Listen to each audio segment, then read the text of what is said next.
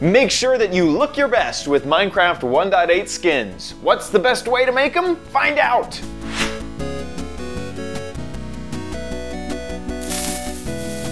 Hello and welcome to OMGcraft. I'm your host, OMG Chad. This is the show that'll teach you how to become a Minecraft expert in no time. Today we are going to talk a little bit about Minecraft 1.8 skins. And the 1.8 Minecraft update, Mojang offers a lot more features to users to change their skins in-game very quickly. And this includes jackets, sleeves, extra layers of pants. We've always had the ability to turn on and off a Minecraft cape if you were lucky enough to get one at a Minecon or given to you by a Mojangster. But now all users have extra features, not capes yet, but extra features that they can turn on and off. Now with these extra features, it is a little bit difficult to find a good service to edit a new skin for you to use, which is what we will be spotlighting today. My absolute favorite site for this is Miners Need Cool Shoes. This I've actually spotlighted in the past before, but with the 1.8 update, they updated everything, and it is by far my favorite tool to use to edit 1.8 skins. So let's jump in. Here we are in Miners Need Cool Shoes. This is needcoolshoes.com if you're looking for the address. It'll also be in the description below. So you've seen these editors before. Let's go ahead and start with a base. So we'll just use my name, and this is my skin at the moment. This was built in the 1.7 or lower versions of Minecraft, and I elected not to have sort of a cap here on my character. But this is a great starting point for us to build something silly on top of it. And just to be clear, we've always had this sort of extra layer. You can see maybe a grid above my head. I'm gonna go ahead and draw on it in green. This grid right here, we've always had, and you can see that it's actually a separate part of the skin underneath, sort of by turning that on and off. You can undo things that you don't like by either hitting the undo button in the corner or using key commands, so you can do your normal undo command if you have an Apple or a PC. So let's add something to this skin. First, let's go ahead and let's add a layer. If you choose import here, you are given this nice pane, and you can either add another person, like say on top of this. We could do notch. Oops, not, there we go. And now we have a notch head, or a notch body, and you can, his head is kind of weird, that's interesting. He's been hooded.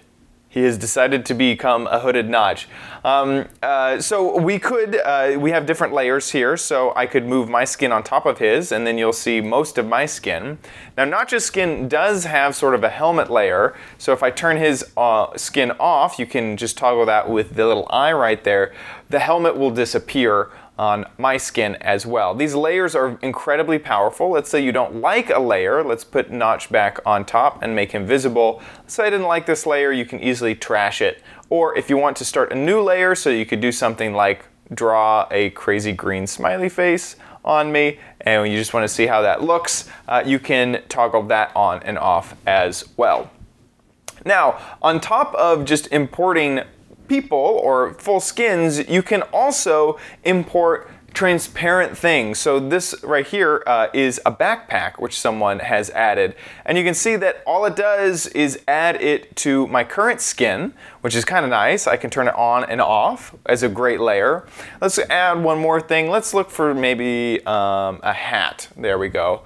And you can see that there's crowns. There we go. Heck yes. Oh, I apparently have a slime on the top of my head. What is adding that? It looks like the backpack is adding that. So let's say I don't want this part of my skin. I can easily jump over here to the brush tool. The brush tool has a lot of the colors that you've already selected or used or as part of the skin. But there's also this transparent toggle up here. So once you click this, then whenever you paint, you'll paint in transparencies. Now before, I just clicked and it didn't do anything. That's because I have the jackets and helmets turned on, which you can see by this faint grid outline, but also by the obvious check mark next to the armor. So if I turn that off, then I'm able to edit this portion. And I've only have the backpack layer selected, so I'm not going to change the layer beneath me. You can also, if like let's say moving by 1 pixel at a time is too much or too slow, you can choose 4 pixels at a time or even 3 by 3 pixels at a time, which makes it much, much faster.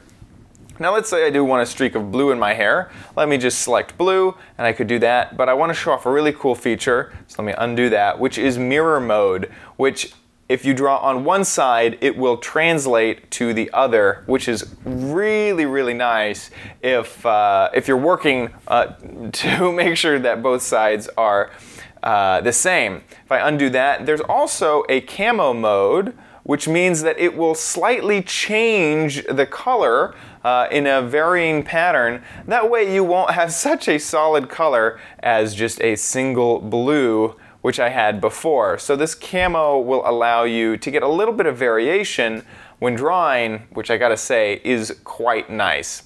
So let's go back to the transparency and delete that, and we'll delete it in mirror mode so it'll go really, really fast. On top of being able to toggle on and off which armor you have, you can also toggle on and off specific items. Like let's say I wanted something to be held in a lightning bolt. Let's make a stupid looking lightning bolt in my hand here.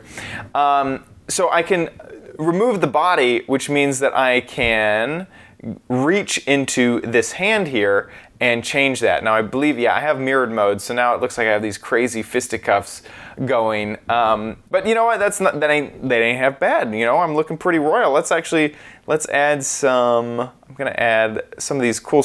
I don't forget what these are called. There's like almost where the epaulets are. Epaulets go. These royal things on your shoulder. I forget what they're named. But there we go. Man, I'm looking freaking fancy with my royal backpack and crown, and I gotta say, looking pretty good. There's also a few other options like creating a square if you wanted to do that. So I've just created this ugly square on my face. You can also fill in, so let's go ahead and fill in some red. So there we go. Now I have 2 red pants. I'm doing this on the armor, so I can turn on and off the armor, and you can see that this turns on and off, which is kind of nice. And then you can also change filters. This is a filter, so I can decide if I want to change the hue of all of this. I can change the saturation, so if I want it to be even more colorful or less colorful, you can do that. Or you can change the brightness. Now, for me, I was having issues earlier. Well, it looks like they fixed it. The brightness now works. So you can also revert your sliders. What is kind of nice is if you move the sliders and let's say you want a little bit more, like you max out the brightness.